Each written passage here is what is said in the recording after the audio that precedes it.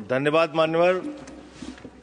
आपने चुनाव सुधार जैसे महत्वपूर्ण विषय पर, जिसमें इस समय पूरे देश की चिंता है, ऐसे महत्वपूर्ण विषय पे मुझे अपनी बात कहने का मौका दिया। मान्यवर, वोट का अधिकार एक लंबे संघर्ष के बाद हिंदुस्तान को मिला। अंग्रेजों ने 190 साल तक हिंदुस्तान पर राज किया। उनके खिलाफ हमारे क्रांतिकारियों ने, शहीद आजम भगत सिंह ने कुर्बानी दी, शहीद सुखदेव ने कुर्बानी दी, शहीद राजगुरु ने कुर्बानी दी, शहीद राम प्रसाद बिस्मिल ने कुर्बानी दी, शहीद खुदीराम बोस ने कुर्बानी दी, शहीद अशफाक उल्लाह ने कुर्बानी दी, शहीद रोशन सिंह ने कुर्बानी दी, और राष्ट्रपिता महात्मा गांधी ने त्याग और बलिदान से इस देश को आजाद कराया। और जब हमारा मुल्क आजाद हुआ तो भारत के संविधान के रचयिता बाबा साहब डॉक्टर भीमराव अंबेडकर जी ने कहा, इस देश में वोट के मामले में सब समान होंगे। राष्ट्रपति के वोट की भी गिनती एक होगी, प्रधानमंत्री के वोट की भी गिनती एक होगी, मुख्यमंत्री के वोट की गिनती भी एक होगी, सांसद विधायक के भी वोट की गिनती एक होगी, और गांव में रहने वाले मजदूर के वोट की गिनती, दलित के वोट की गिनती, पिछड़े समाज के लोगों के वोट की गिनती, आदिवासी के वोट की गिनती एक होगी। आज एसआईआर के जरिए ये जो चर्चा पूरे देश में एक खौफ का माहौल बना हुआ है, क्या वास्तव में एसआईआर के जरिए आप मतदाता सूची को साफ करना चाहते हैं या वोटर को ही साफ करना चाहते हैं?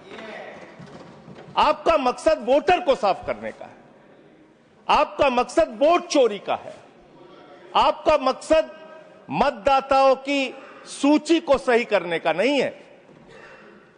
इसलिए यह चिंता है सबको। और दूसरी बात, क्या यह संवैधानिक अधिकार चुनाव आयोग के पास है?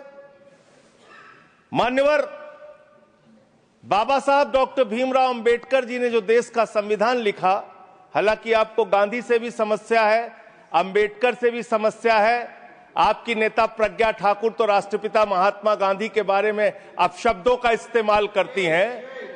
आप लोगों को गांधी के आदर्शों से कोई लेना देना नहीं। विषय पे ही बोल रहा हूं। विषय है ये, विषय पे बोल रहा हूं। डिस्कशन, गांधी के त्याग से ही वोट का अधिकार मिला है सर। बोले सर, गांधी के त्याग से ही वोट का अधिकार मिला। अलग अलग बहस करने की आपका नहीं तो अगर गांधी का नाम ले लिया तो इसमें क्या समस्या है? आप समस्या सर, इसमें क्या समस्या है? विषय पर बोलिए, विषय पर बोलिए सर।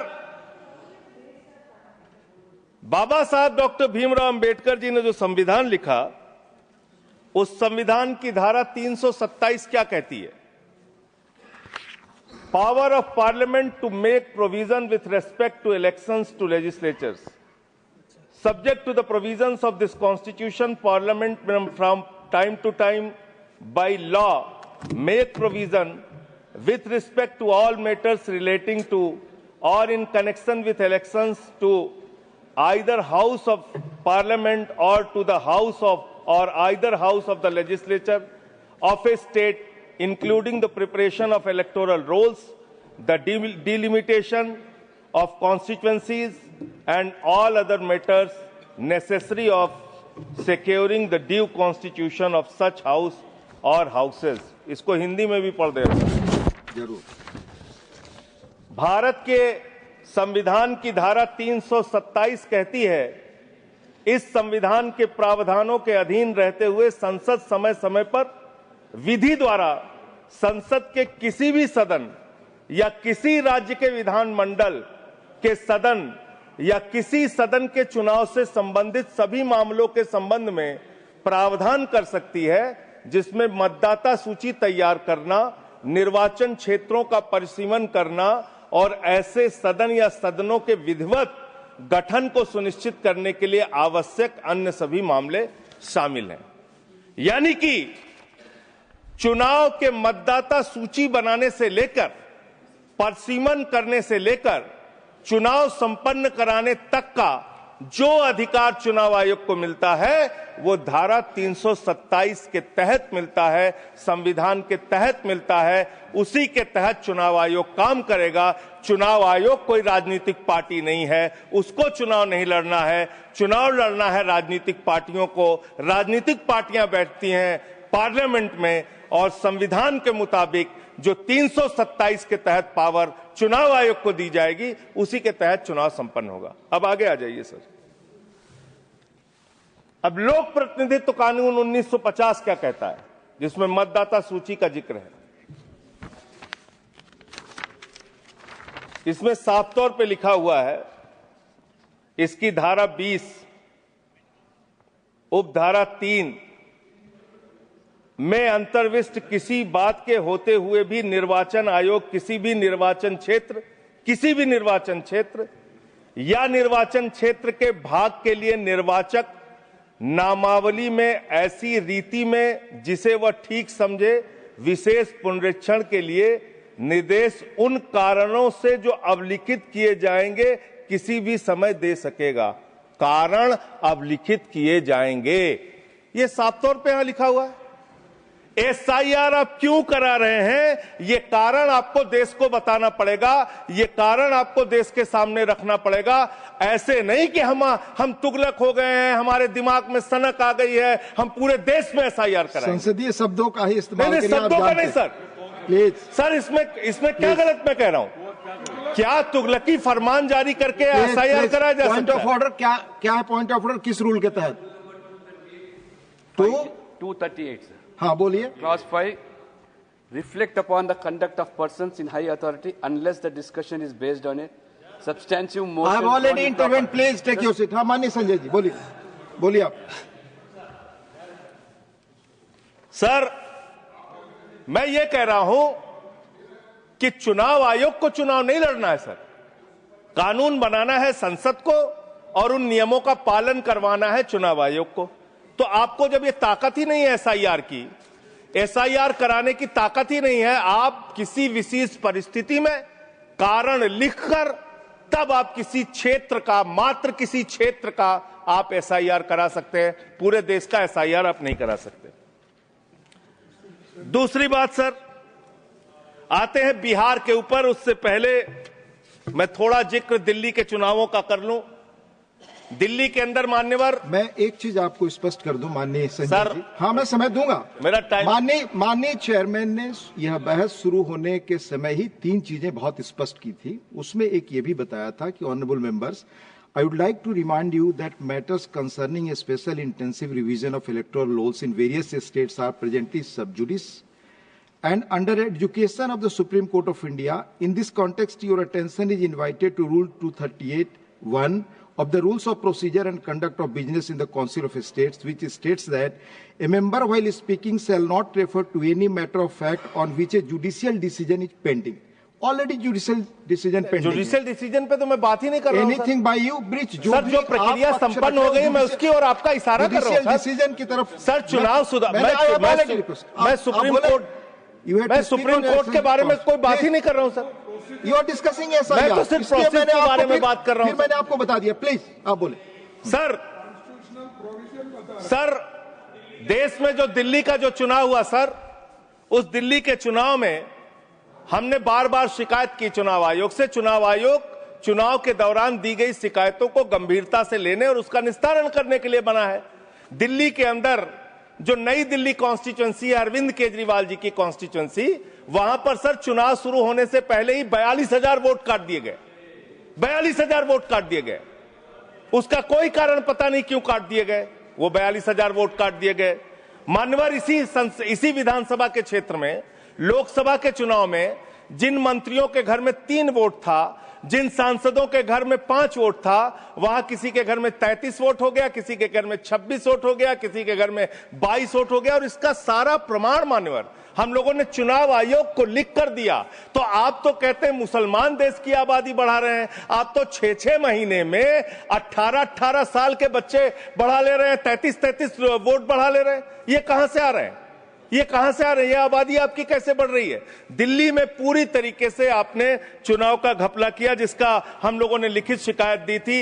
एक ही भारतीय जनता पार्टी के पदाधिकारी ने 11,000 वोट कटवाने के लिए शाहदरा में एप्लीकेशन दी थी। 24 बीजेपी के कार्यकर्ताओं ने 4800 वोट कटवाने की एप्लीकेशन जनकपुरी में। सर चुनाव की गड़बड़ी, सर हमने सर चुनाव की गड़बड़ी, क्या सर चुनाव की गड़बड़ी पे हम नहीं बोल सकते? सर फिर हमारा टाइम जा रहा है, सर फिर हमारा टाइम जा रहा है। Speak on the subject. आपका समय जा रहा है क्योंकि आप विषय से बाहर बोल रहे हैं। सर आप बताइए, चुनाव की गड़बड़ी पे मैं नहीं बोल सकता। सर मैं आपसे विनम्रतापूर्वक पूछना चाहता हूं, क्या चुनाव की गड़बड़ी पे मैं नहीं बोल सकता? चुनाव में हो रही गड़बड़ियों पे नहीं बोल सकता। इलेक्शन रिफॉर्म्स के पक्ष और विपक्ष में हम इलेक्शन रिफॉर्म्स कैसे होगा जब गड़बड़ियां नहीं बताएंगे? सर उन चीजों के बारे में जब गड़बड़ियां बताएंगे तो रिफॉर्म्स कैसे होगा? संसद में उठा चुके हैं जिन चीजों को। सर मैं आपसे हाथ जोड़कर पूछना चाहता हूं, एक सेकंड सर, मैं आपसे विनम्रतापूर्वक पूछना चाहता हूं, चुनाव की गड़बड़ियों के बारे में अगर सदन को आपको नहीं बताऊंगा सर, तो उसका रिफॉर्म्स कैसे होगा? तो दिल्ली में अगर एक गड़बड़ी हुई है, जरूर आप बोले, ये आपका अधिकार है, पर स्पेसिफिक जो उदाहरण दे रहे हैं उसके बारे में पहले आप उठा चुके हो, अमान्य हो चुकी है चीजें। प्लीज नहीं सर, नहीं सर, नहीं सर, आप सर आपका समय जा रहा है, please come on the subject. Delhi के अंदर बड़े पैमाने पर वोट काटे गए और चुनाव में खुलेआम गड़बड़ियां की गई। अब बात करते हैं बिहार में। सर बिहार में आपने अचानक कहा पूरे राज्य का SIR होगा। SIR आपने कराया, करीब 65 लाख वोट काट दिए वहां पे। और मान्यवर, मैं आपके सामने कुछ विधानसभाओं की सूची पढ़ना चाहूंगा। मोतिहारी में 54,000 वोट काट दिया, बीजेपी 13,000 वोट से जीती। गोपालगंज में 66,000 वोट काट दिया, बीजेपी 28,000 वोट से जीती। संजय जी बरौली में 46,000 वोट काट दिया, बीजेपी 12,000 वोट से जीती। अनमोल में 37,000 वोट काट दिया, बीजेपी। ये सारी चीजें सुप्रीम कोर्ट में नहीं जाएगी रिकॉर्ड पे। प्लीज सर ये गड़बड़ी पे बात हो रही है। गड़बड़ी क्यों? समय चला जा रहा है, सुप्रीम कोर्ट के पास है। सर मेरा टाइम जा रहा है। सर विषय पर बोलिए। सर विषय पर बोल रहा हूँ सर। नहीं, विषय पर नहीं बोल रहे। विषय ऐसे तो फिर बात नहीं हो पाएगी। ठीक है सर, ऐसे बात नहीं हो पाएगी। आप हमारा टाइम खराब कर रहे हैं। विषय पर बोलिए। नहीं, मेरा सारा समय चला जा रहा है सर। आप विषय पर बोलिए। जो चीज सब जुडिस है उसके बारे में honourable chairman has made it clear. Please.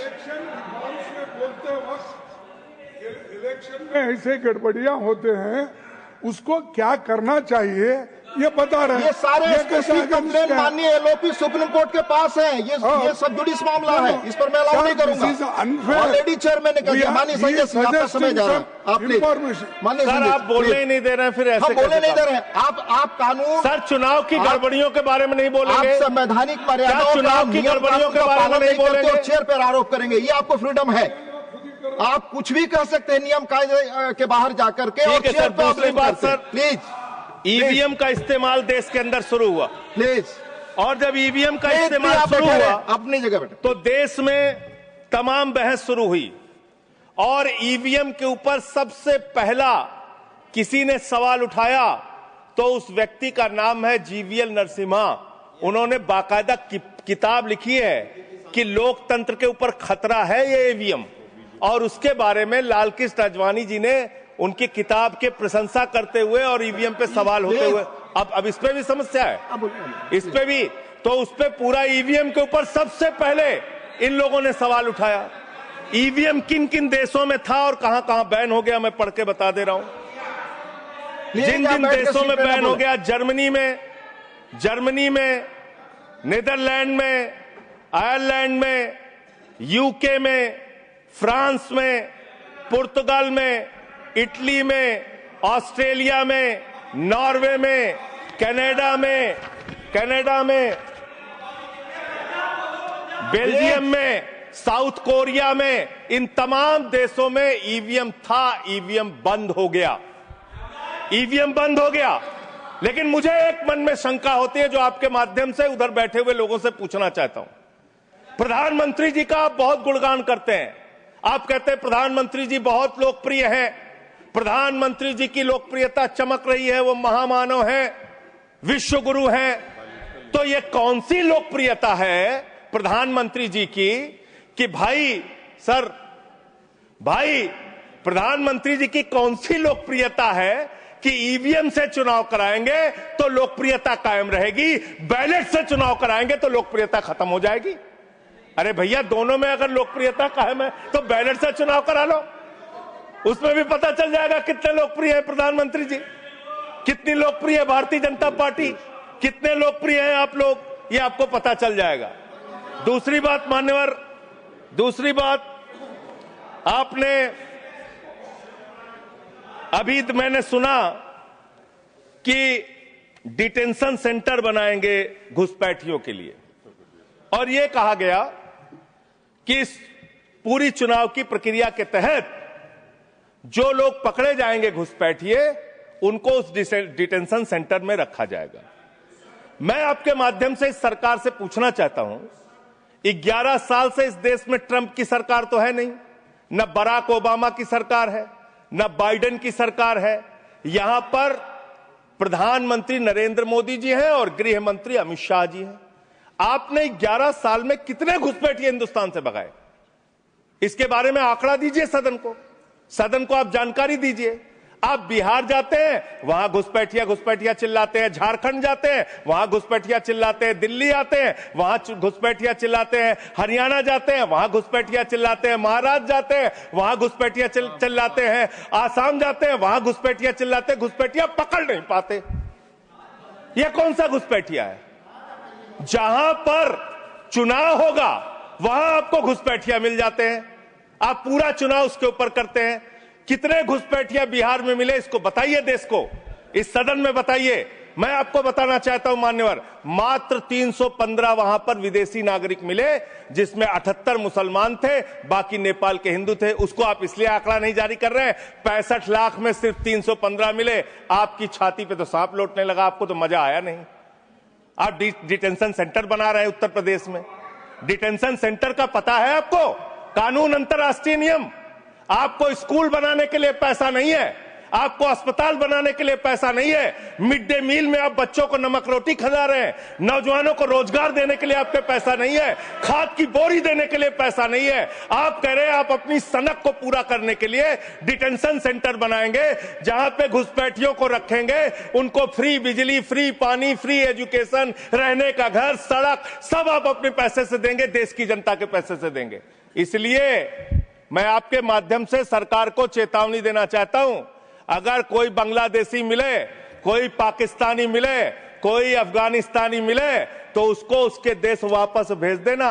हमारे पैसे से उनको यहां पे डिटेंशन सेंटर और घर बना के फ्री में बिजली, फ्री में पानी, फ्री में शिक्षा, फ्री में इलाज मत करना। और ज्यादा अगर आपको चिंता हो तो अपने घर के बाहर एक घर बना लेना, वहां रख लेना, अपने घर में रख लेना।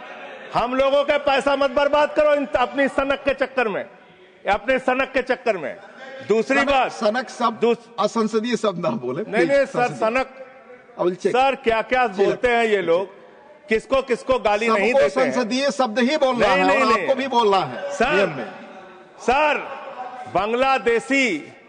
बांग्लादेशी घुसपैठिया की ये लोग बात कर रहे हैं। लश्कर तोयबा का आतंकवादी इनके माइनॉरिटी मोर्चा का अध्यक्ष था जम्मू कश्मीर में। लश्कर तोयबा का सब्जेक्ट पर तालिब हुसैन, सब्जेक्ट पर दैट विल सर सब्जेक्ट है, ये डिस्कशन सब्जेक्ट है सर। लश्कर तोयबा के आतंकवादियों को अपनी पार्टी में आप रखते हो, लश्कर तोयबा के आतंकवादियों को अपनी पार्टी में रखते हो, लश्कर तैयबा के आतंकवादियों को अपनी पार्टी में रखते हो, आतंकवादियों को अपनी पार्टी में रखते हो। आप यहाँ पे खाली देश का माहौल बिगाड़ना चाहते हो। मान्यवर, अभी उत्तर प्रदेश में चल रहा है SIR। उत्तर प्रदेश में अभी हमारी मीटिंग हुई वहां के मुख्य निर्वाचन अधिकारी से, वो कह रहे हैं 18% वोट काटे जाएंगे, करीब करीब 3 करोड़ वोट हमारे प्रदेश में काटे जाएंगे। और कैसे काटे जा रहे हैं? प्लीज संजय जी आप इधर बोलिए, चेयर की तरफ। क्या आप जानना चाहते हैं? आप आपस में बहस कराइए सर, उनको खड़ा कीजिए, सर उनको खड़ा कीजिए, बहस कराइए। आप बोले कोई चीज जानते। हमारी मीटिंग हुई सर, हमारी पार्टी के प्रतिनिधि गए, वहां कहा गया 18% वोट काटे जाएंगे। क्या इस सदन की चिंता नहीं होनी चाहिए? उत्तर प्रदेश में आप 3 करोड़ वोट काटेंगे, 3 करोड़ वोट काटेंगे। आपने रामपुर के अंदर एक 80 साल की बूढ़ी महिला, सर मैं मिलने गया, आपको दर्द बताना चाहता हूं। 80 साल की बूढ़ी महिला, बैठ जाइए, बैठ जाइए, बैठ जाइए। आप लोग फालतू बोलते रहते हो। पर ही बोले वही रिकॉर्ड पे जाएगा। लश्कर तैयबा के आतंकवादियों को अपनी पार्टी में रखते हो तुम लोग। कमेंट नहीं कर सकते। लश्कर तैयबा के आतंकवादियों को रखते हो अपनी पार्टी में। सर रामपुर में एक बूढ़ी महिला 80 साल की, उसका नाम है नूर जहां। सदन को उसकी चिंता सुननी चाहिए। उसने अपने 2 बेटे जो कुवैत में रहते हैं उनका फॉर्म भर दिया। उस 80 साल की बूढ़ी महिला नूर जहां के ऊपर मुकदमा हो गया सर, जबकि चुनाव आयोग का नियम कहता है कि अगर कोई आपका हिंदुस्तानी बच्चा विदेश में रहता है उसका भी मतदाता हिंदुस्तान में वो बन सकता है। मां ने फॉर्म भरा, आपने दर्ज कर दिया। धन्यवाद संजय जी। अरे सर हमारी पार्टी में से, अरे हमारी पार्टी में से 1 आध मिनट ले लीजिए। ऑलरेडी मेरे पार्टी का समय है।